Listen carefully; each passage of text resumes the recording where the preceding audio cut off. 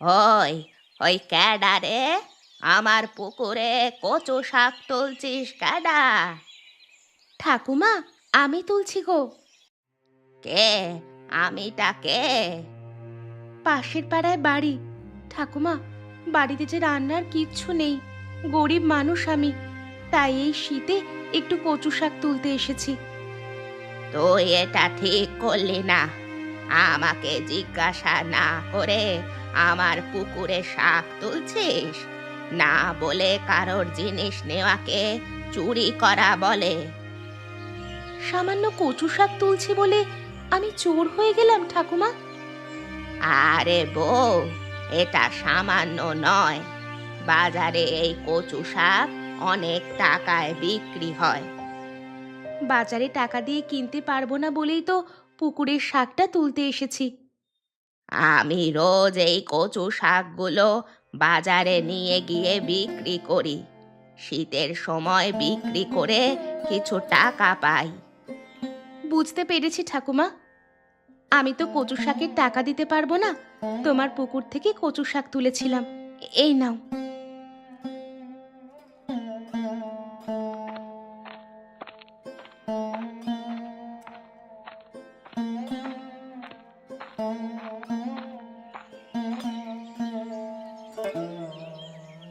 ঠাকুমা, তোমার কচু শাক কত করে? আরে, আমার পুকুর পাড় থেকে একজন বউ কচু শাক চুরি করছিল। আমি যদি না যেতাম, সব কচু শাকগুলো ও তুলে নিত। এইগুলো তুলেছিল। 10 টাকা দে বাবা, আর শাকগুলো নিয়ে যা। লক্ষ্য রেখো তোমার পুকুর, কেউ না কেউ তোমার পুকুর থেকে মাছও চুরি করে নেবে। ঠিক বলেছিস শ্যামা।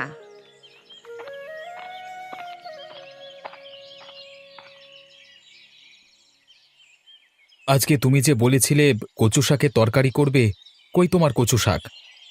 অন্যের পুকুরে তুলেছিলাম সকালে, ঠাকুমা বারণ করলো, তাই তার কচু শাক দিয়ে চলে এলাম। ঠিক আছে, চিন্তা করো না। ঠিক একদিন দেখবে আমি তোমার জন্য কচু শাক কিনে নিয়ে আসবো। আমি নিজের কথা ভাবি না গো, তোমার আর বাচ্চাটার কথাই ভাবি। এত অভাব, তাই আর ভালো লাগে না। একটু সুস্থ হলে কাজে ঢুকে যাব। শুধু তুমি বাচ্চাটাকে একটু দেখে রেখো, হ্যাঁ? মেয়েটা আমাদের স্বপ্ন। আজ তোমাকে ডাক্তারের কাছে নিয়ে যাব, তোমার রক্ত পরীক্ষা করে ডাক্তার ওষুধ দেবে, তুমি ঠিক ভালো হয়ে যাবে দেখো। কি ব্যাপার মিতা, আজ এত তাড়াতাড়ি? মা, আজকে আমাদের স্কুলের টিচার মিটিং এর জন্য তাড়াতাড়ি ছুটি হয়ে গেছে। ও আচ্ছা, তাহলে স্কুলের পোশাক খুলে এসে একটু ভাত খেয়ে নিবি আয়। মা, আজ তুমি কচু শাক রান্না করেছো? না রে মা, কচু শাক আর পেলাম না, পরে একদিন রান্না করে খাওয়াবো। আচ্ছা ঠিক আছে। মা, আজ আমাকে একটু বিকেলে পার্কে ঘুরতে নিয়ে যাবে? আচ্ছা ঠিক আছে, নিয়ে যাব। বাবা, তুমি আমাদের সাথে যাবে তো?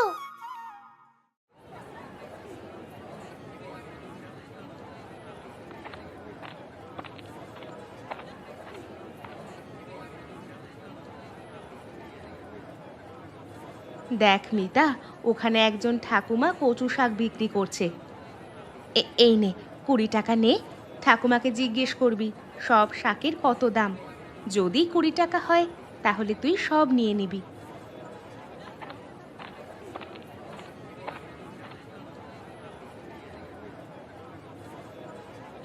ঠাকুমা, তোমার কচু শাক সব কত দাম? তুই সব নিবি? হ্যাঁ, সব নেব, তুমি দাম বলো। সব নিতে হলে 20 টাকা দিতে হবে। এই নাও 20 টাকা। তুই এত শাক নিয়ে কি করবি? জানি না, মা কিনতে পাঠালো। তোর মা কোথায়? ওই তো, ওই তো আমার মা, ওই যে দাঁড়িয়ে আছে। ওইটা? ওইটা তোর মা? আমার মাকে চেনো তুমি? চিনতাম না, আজকেই চিনেছি।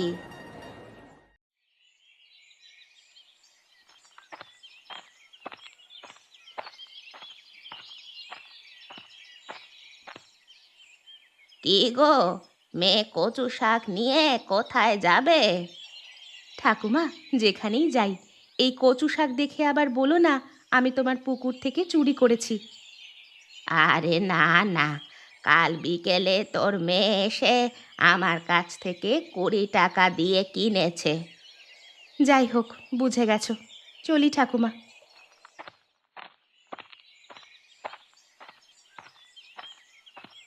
কচু শাক নিয়ে মেয়েটা কোথায় যায় আমাকে দেখতে হবে।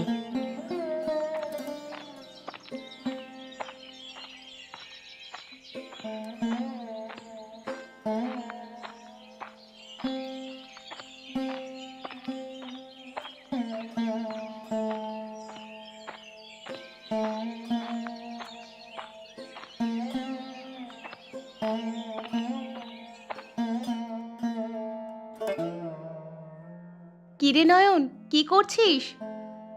এই যে রেশনের চালের এত কাঁকর, কাঁকর না বেছে রান্না করলে দাঁত একেবারে ভেঙে যাবে।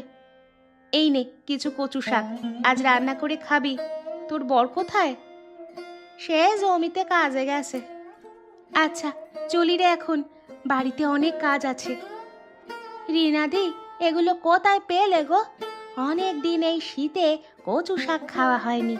আগে কত চারিদিকে হতো, তুলে এনে রান্না করতাম, এখন কিনেও পাওয়া যায় না। ঠিক বলেছিস, আসি রে এখন।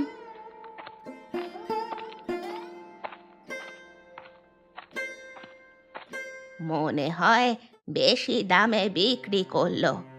সেদিন চুরি করেছিল এই রকম বিক্রি করার জন্য। না, আমাকে জিজ্ঞেস করতে হবে।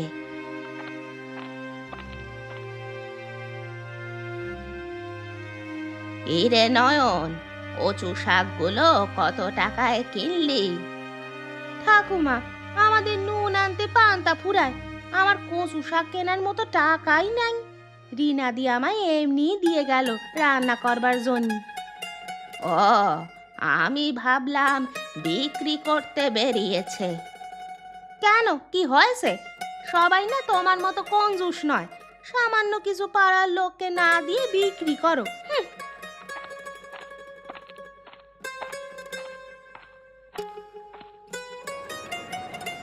মা, আমি ওই দোলনায় দুলবো। আচ্ছা ঠিক আছে।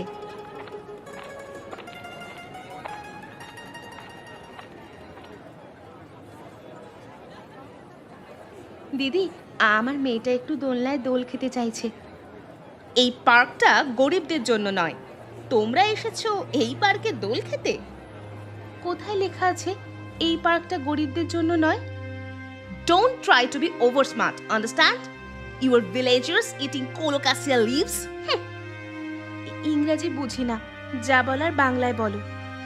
সেই জন্যই বলছি, গ্রামীণ মানুষেরা এখানে আসে কেন? সামান্য ইংরেজিটাও বোঝে না যখন। How dare you, auntie?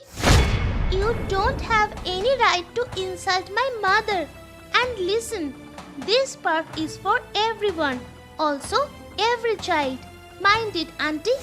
Colocasia leaves are very high protein natural food that are more significant for our body. You don't know about social education, understand?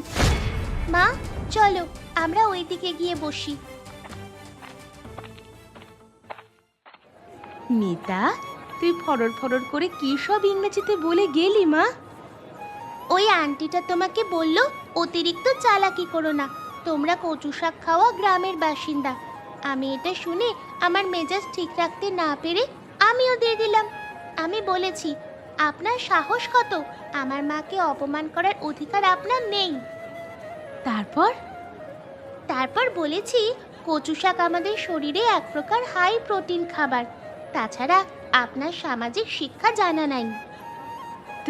তুই এত ইংরাজি জানিস, আমি তো জানতাম না রে মা। আমাদের স্কুলে বাংলার সাথে সাথে ইংরাজিটাও ভালো করে শেখায়, তাছাড়া ইংরাজি খুব সহজ।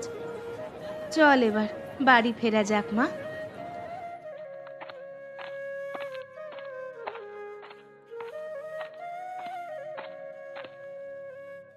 আরে বৌমা, কি করছো ওখানে? এই যে কাকু, কিছু কচু শাক চাষ করছি। তুমিও কি ওই ঠাকুমার মতো কচু শাকের ব্যবসা শুরু করবে? আরে কাকা, না না, ওই ব্যবসা ট্যাবসা আমার দ্বারা হবে না। জানেন তো, আমাদের পাড়ায় প্রায় সবাই খুব গরিব। এই শীতে অনেকেই কচু শাক খেতে পায় না, দাম দিয়ে কিনতেও পারে না। তাই ভাবলাম এখানে একটু কচু শাক চাষ করলে অনেকেই খেতে পাবে এই শীতে। তুমি তো মহান মেয়ে। মহান টহান বুঝি না, আমার মনে হলো তাই করছি। তা অতীন কোথায়? ও কেমন আছে? ও এখন অনেক সুস্থ, আজ পাশের গ্রামের জমিদারের বাড়িতে কাজ করতে গেছে। বাহ, ভালো করেছে। অতীন অনেক দিন ধরেই অসুস্থ ছিল, সুস্থ হয়েছে এটা শুনে ভালো লাগছে। কাকা, আমার কচু শাক হলে নিয়ে যাবেন, কাকিমা রান্না করে খাওয়াবে আপনাকে। সে আর বলতে, অবশ্যই নিয়ে যাব, এখন আসি।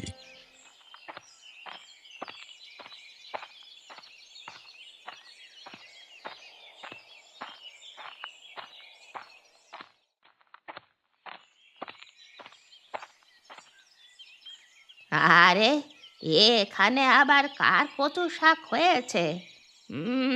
বেশ ভালোই হয়েছে তো, বেশ বড় বড়। কে এখানে কচু শাক লাগিয়েছে?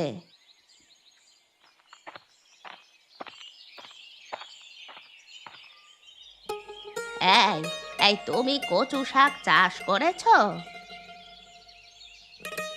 হ্যাঁ, নিজে করেছি। কেন, কোনো অসুবিধা আছে? না, কোনো অসুবিধা নেই। তুমি তোমার জায়গায় কচু শাক চাষ করেছো, কার কি বলার থাকতে পারে? তাই কচু শাকগুলো কি বাজারে বিক্রি করতে যাবে? না না, বিক্রি করব না। তাহলে কি করবে এত কচু শাক? দেখি কি করা যায়।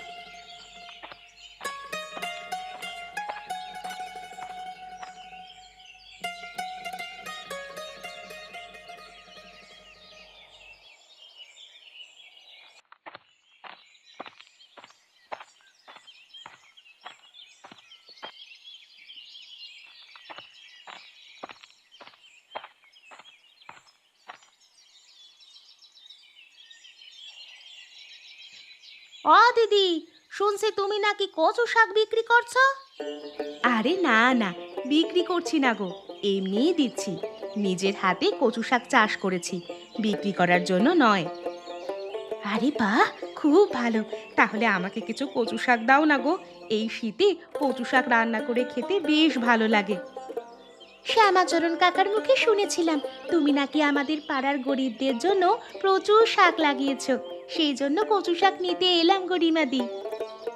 হ্যাঁ হ্যাঁ, এগুলো তোমাদের জন্যই করেছি, আমাদের পাড়ার সকলের জন্য। তোমাদের যতটা লাগে ঝুড়ি থেকে নিয়ে নাও। তা দিদি, তুমি কচু শাকগুলো বাজারে বিক্রি করলে ঠাকুমার মতো অনেক টাকা ইনকাম করতে পারবে তো। সামান্য কচু শাক বিক্রি করে টাকা উপার্জন করার ইচ্ছা আমার নেই। গ্রামের মানুষেরা সবাই ভালো থাকুক, সবাই প্রকৃতির খাবার খেয়ে বেঁচে থাকুক, এটাই চাই।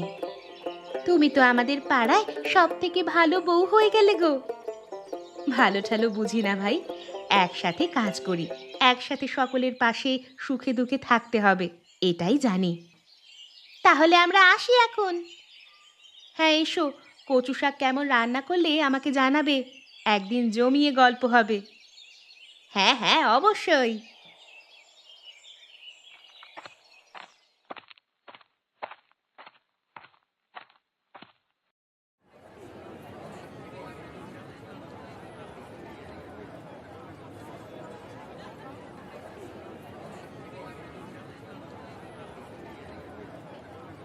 আরে, কচু শাক নিয়ে যাও। এই শীতে কচু শাক রান্না করে খেলে ভালো লাগবে।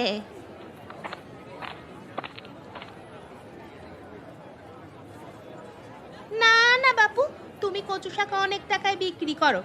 আমাদের পাড়ার রিমা দিদি আমাদের এমনি এমনি কচু শাক দিয়েছে, সেই কচু শাক দিয়ে আজকে সকালে জমিয়ে ভাতও খেয়েছি।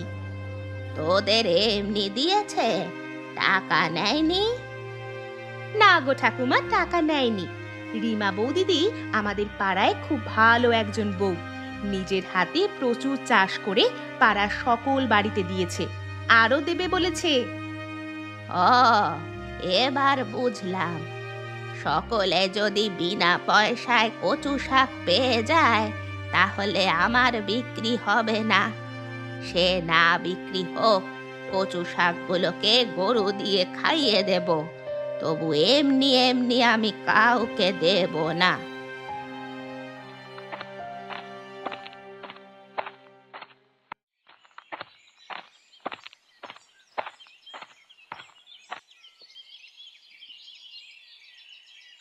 এখানে কি করছো অতীন? আরে শ্যামা কাকা, এই কয়েকটা ঝাউ গাছ লাগাচ্ছি নদীর পাড়ে। কেন এখানে ঝাউ গাছ লাগাচ্ছ কেন? নিজের জায়গায় লাগাতে পারতে তো। শ্যামাচরণ কাকা, ওটা দেখতে পাচ্ছ কি? নদীর পাড় নদীর জলের ঢেউয়ে একটু একটু করে ভেঙে যাচ্ছে।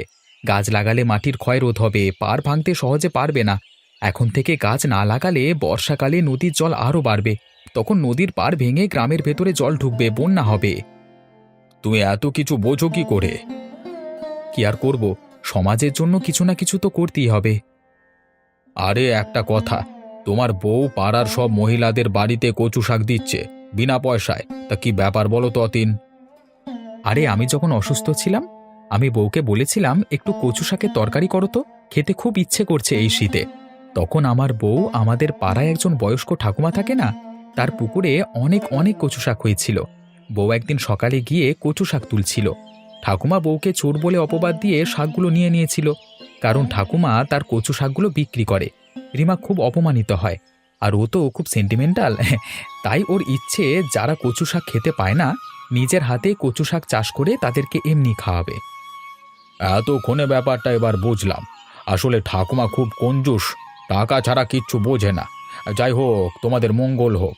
তোমরা ভালো থেকো, আমি চলি কেমন? আমিও একদিন এসে কয়েকটা গাছ লাগাবো। কই গো রিমাদি, এখনো যে এলে না? বলেছিলে যে আমাদের সঙ্গে গল্প করবে। ওই তো হেঁটে হেঁটে আসছে।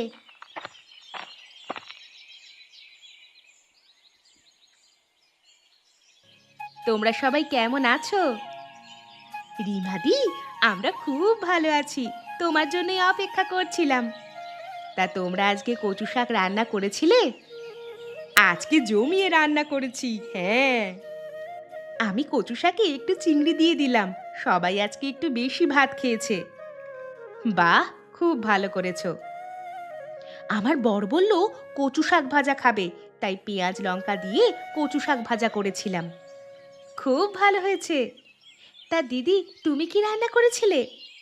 আমি কচু শাক দিয়ে আলু বেগুন দিয়ে তরকারি বানিয়েছিলাম। মিতার বাবা কচু শাকের তরকারি খেতে ভীষণ ভালোবাসে। খুব ভালো করেছো গো রিমা দিদি। বাজারে গিয়েছিলাম, ঠাকুরমা কচু শাক বিক্রি করছে। আমাকে জিজ্ঞেস করেছিল কচু শাক নেবে কিনা। আমি বললাম না না, রিমাদি আমাদের এমনি এমনি দিয়েছে, তোমার কাছ থেকে টাকা দিয়ে কিনবো কেন। ঠাকুমার একটাও কচু শাক বিক্রি হয়নি গো, সব বাড়ি নিয়ে চলে গেছে। চলো এবার সবাই ওঠা যাক, বাড়িতে অনেক কাজ পড়ে আছে, আবার কোনো একদিন জমিয়ে গল্প হবে। হ্যাঁ হ্যাঁ, চলো, আমাদেরও অনেক কাজ আছে।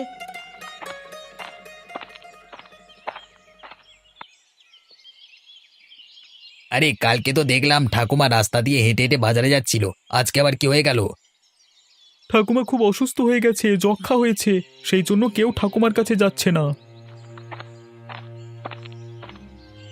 ঠাকুমার কি হয়েছে? ঠাকুমার যক্ষ্মা হয়েছে, তাই ভেতরে কেউ যাচ্ছে না। ঠাকুমার তো মেয়ে জামাই আছে, তারা কেউ আসেনি? মেয়ে জামাই অনেক দূরে থাকে, তাদেরকে খবর দেবে কে? আর তাদের কোনোদিন এখানে আসতেও দেখিনি। তাদের মা কেমন আছে দেখতেও আসে না। ঠাকুমা শুধু টাকা টাকা করেই মরল। ঠিক আছে, তোমরা এখানে থাকো, আমি একজন ডাক্তার ডেকে নিয়ে আসি।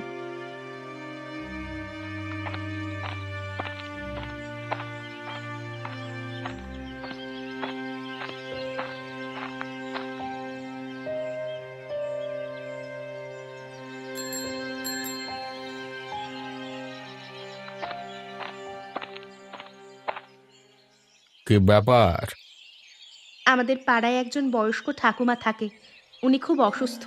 আপনি যদি গিয়ে দেখেন খুব ভালো হয় ডাক্তারবাবু। ঠিক আছে, আপনি যান, আমি যাচ্ছি।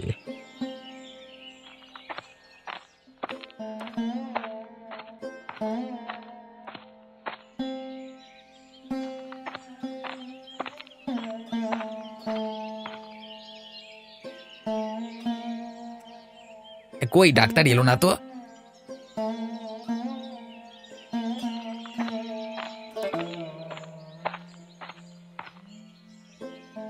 ডাক্তারবাবু চলুন, ঠাকুমা ভেতরে শুয়ে আছেন। আপনিও আমার সাথে আসুন।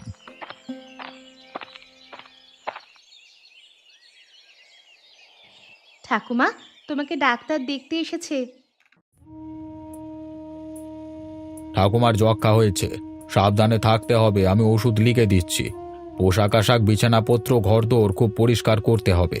আর যক্ষা খুব ছোঁয়াচে রোগ, সেরকম সবাই যেন না আসে। এই মেডিসিনগুলো খাওয়াতে হবে। ডাক্তারবাবু, আপনার ফিসটা তো আমি নিয়ে আসিনি, পরে আপনার বাড়িতে আমি পাঠিয়ে দেব। ঠিক আছে, ফিস দিতে হবে না। একটু পরিচর্যা করতে হবে ঠাকুমাকে, তাহলেই তাড়াতাড়ি সুস্থ হয়ে যাবে।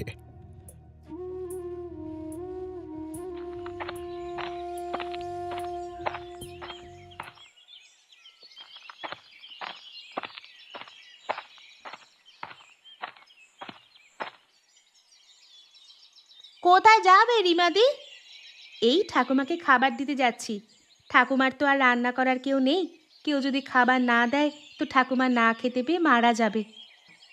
চলো, আমিও তোমার সাথে যাব। ঠিক আছে চলো, এখন ঠাকুমা অনেকটাই সুস্থ।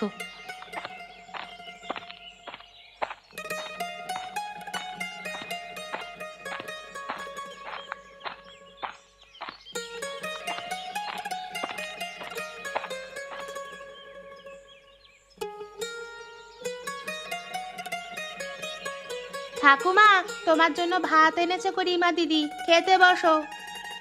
ঠাকুমা, ভাতগুলো খেয়ে নিন। তোমাদের জন্য এই যাত্রায় আমি বেঁচে গেলাম। তোমাদের জন্য নয়, শুধুমাত্র রিমা দিদির জন্য। রিমাদি সেবা না করলে তুমি এই বেলা পটল তুলে দিতে গো। আমি আমার কর্তব্য করেছি শুধু। ঠাকুমা, এসব কথা না বলে ভাত খেয়ে ওষুধটা খেয়ে নেবেন, চলুন। আমি আবার বিকেলে দেখতে আসব। আজ থেকে আমার যা কিছু চাষ হবে কিছুই আর বিক্রি করব না। আমার অনেক শিক্ষা হয়ে গেছে। গ্রামের মানুষদের পাশে থাকতে হবে। তাই তোমরা সবাই যার যা লাগবে সব নিয়ে নেবে। আমায় কোনো টাকা দিতে হবে না। ঠাকুমা, তুমি এত পরিবর্তন হয়ে গেলে কি করে গো? রিমা বউ আমার চোখ খুলে দিয়েছে। একদিন আমার পুকুর থেকে রান্না করার জন্য কচু শাক তুলেছিল। আমি এসে গালাগাল করে চোর বলে কচু শাকগুলো নিয়ে চলে গিয়েছিলাম। সেই কচু শাক আমি বিক্রি করেছি। তার শাস্তি আমি পেয়ে গেছি। রিমাদি তাহলে তোমার চোখ দুটো খুলে দিয়েছে।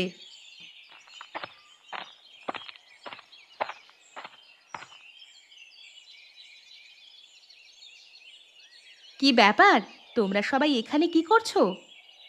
রিমা মা, আমার এই পুকুরের সব কচু শাক আমাদের পাড়ায় সবাই খাবে। কিন্তু তোমার কচু শাকের টাকা তো এরা কেউ দিতে পারবে না, আমরা যে সবাই গরিব। তুই কি ভাবলি রে, আমি কি একেবারেই নিষ্ঠুর? আমারও মন বলে কিছু আছে। কদিন আর বাঁচবো, তুই না থাকলে তো কবেই মরে যেতাম। তাই শুধু কচু শাক নয়, আমার বাগানে যা যা সবজি চাষ হয়, যা ফল চাষ হয়, সব আমি পাড়ার গরিবদের দেব। আরে ঠাকুমা, তুমি তো অনেক পরিবর্তন হয়ে গেছো। তুই আমার চোখে আঙুল দিয়ে দেখিয়ে দিয়েছিস, সবাইকে একসাথে থাকতে গেলে সকলের পাশে সুখে দুঃখে থাকতে হয়। সবাই ঠাকুমার জন্য হাততালি দাও।